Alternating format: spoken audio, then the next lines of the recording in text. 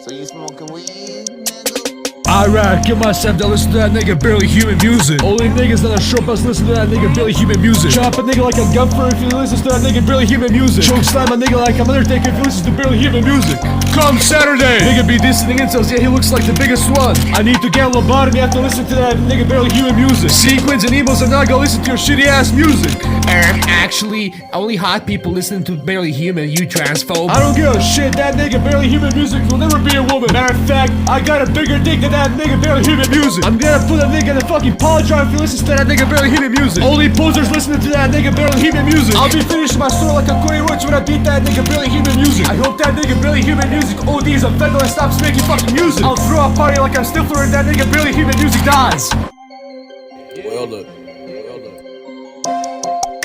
Yeah.